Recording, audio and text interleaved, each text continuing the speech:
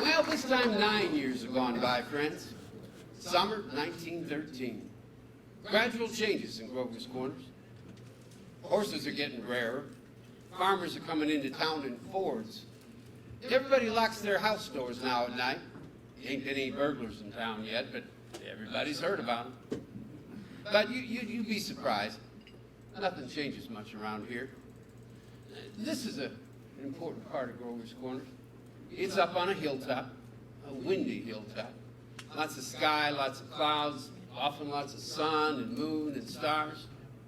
You know, on a fine afternoon, you can see range on range of hills. Awful blue they are up there by Lake Sunapee and Lake Winnipesaukee.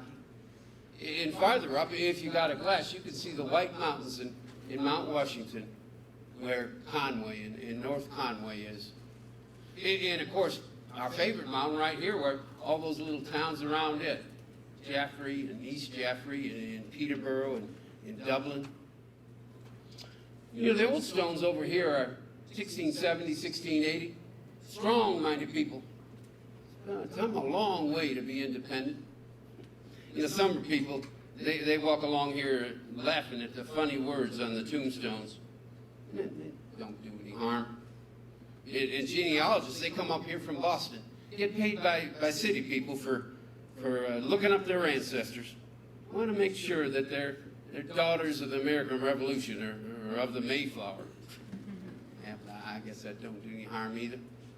You know, whenever you get near the human race, there's layers and layers of nonsense. Oh, over here are some Civil War veterans. Iron flags on their graves. New Hampshire boys. They had a notion that the Union ought to be kept together, though they'd never seen more than 50 miles of it themselves. All they knew was the name, friends. The United States of America. The United States of America. And then they went and died about it. Over here's the new part of the cemetery. There's your friend Mrs. Gibbs, and there's Mr. Stimson, the organist at the Congregational Church, and Mrs. Soames, who enjoyed the wedding, so you'll remember. Yeah, and lots more. Look, here's Editor Webb's daughter, Annie. Appendix burst on a camping trip to Crawford Notch. And lots of sorrow.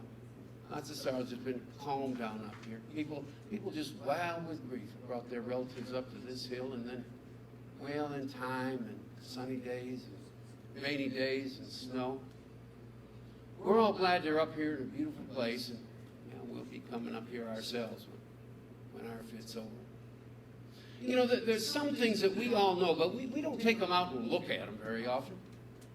We all know that something is eternal. And it ain't names, it ain't houses, it ain't the earth, it ain't the stars. We all know in our bones that something's eternal. And that something has to do with human beings.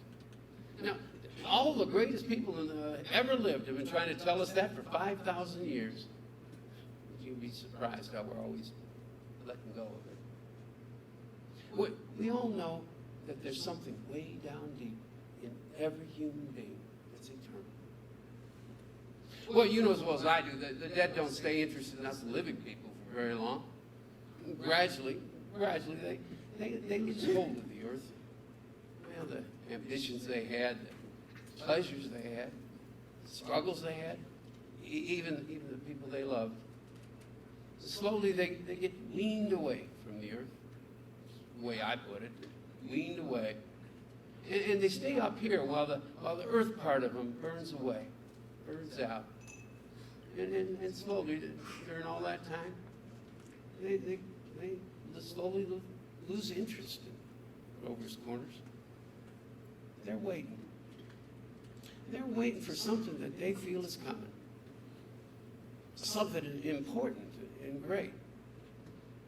Aren't they waiting for the eternal part of them to come out clear?